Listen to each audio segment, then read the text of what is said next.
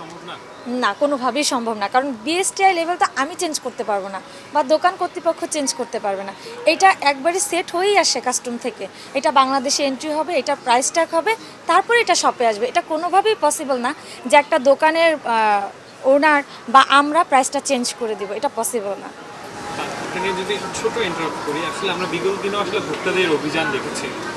ভোক্তা অভিযান যাওয়ার পরে আসলে দেখা যায় যে একটা ট্যাগের উপরে আসলে আরেকটা ট্যাগ দিয়ে আসলে সেল করা হয়, তারপরে আসলে তাদের হাতে ধরা খাওয়ার পরে আসলে বিশাল বড় একটা অঙ্কের জরিমানা। এইখানে ভোক্তারা অনেক কাজই আসে। ভোক্তা অধিদপ্তরের কাজ হচ্ছে প্রোডাক্ট চেক করা, একটা দোকানের এক্সপায়ার প্রোডাক্ট থাকে, অনেক রকম ইস্যুস থাকে, তো তারা ওইটা চেক করে। আমাদের ক্ষেত্রে যেটা হয় এটা আমাদের মাথায় রেখেই কাজ করতে হয়। ম্যাক্সিমাম তারা যেটা পায় এক্সপায়ার প্রোডাক্টগুলো বেশি পায়, এটা নিয়েই কিন্তু আপনারা জানেন যে প্রবলেমটা বেশি হয়। তো সেই ক্ষেত্রে আমরা প্রত্যেক বছর এই প্রোডাক্টগুলো চেক দিই, আমরা আমাদের জায়গা থেকে প্রোডাক্টগুলো ফেলে দিই। আমরা আমাদের জায়গা থেকে ক্লিয়ার থাকি, বাট থাকে না কিছু জিনিস থেকে যায়, ওইটা নিয়ে বেসিক্যালি প্রবলেমটা হয়। প্রাইস চেঞ্জ করে সেল করার মতো ওই রকম আসলে সব অ্যাটলিস্ট বসুন্ধরা এটা খুব রেয়ার, মানে পাওয়া যায় না। দুই একটা হয়ে যায়, এটা মিস্টেক, এটা হয়ে যায় দোকান থেকে। কখনো কি জরিমানা দিয়েছেন কিনা? না, আমরা জরিমানা এখন পর্যন্ত দিইনি, আমাদের দেওয়া হয়নি। আমাদের প্রত্যেকবারই আমরা আমাদের জায়গা থেকে লয়াল ছিলাম। প্রত্যেকটা প্রোডাক্ট প্রত্যেক বছরে মানে প্রাইস বাড়বে আপনার, যে কোনো প্রোডাক্ট হোক প্রাইস আপনার রেঞ্জ বাড়েই। আর যেটা বাড়ে সেটা একবার কমে না বাংলাদেশে।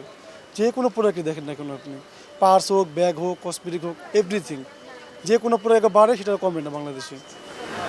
আসলে বাংলাদেশে কি কখনো এরকম হয়েছে যে দাম শুনে কার্যকারিতা হওয়ার আগেই বৃদ্ধি পেয়েছে? না এরকম, হ্যাঁ হয়, এরকমটা হয়, অনেকটাই হয় এরকম।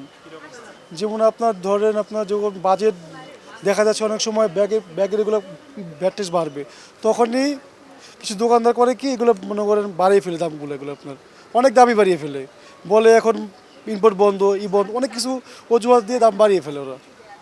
এইটাই এখন হয়। আপনাদের এখানে আসলে ব্যাগগুলো কোথা থেকে আসে? আমাদেরগুলো সব চায় না, আবার নিজস্ব ইম্পোর্টার আছে আমাদের, ওরা নিয়ে আসে এগুলো, ওদের আমরা কালেক্ট করি এগুলো।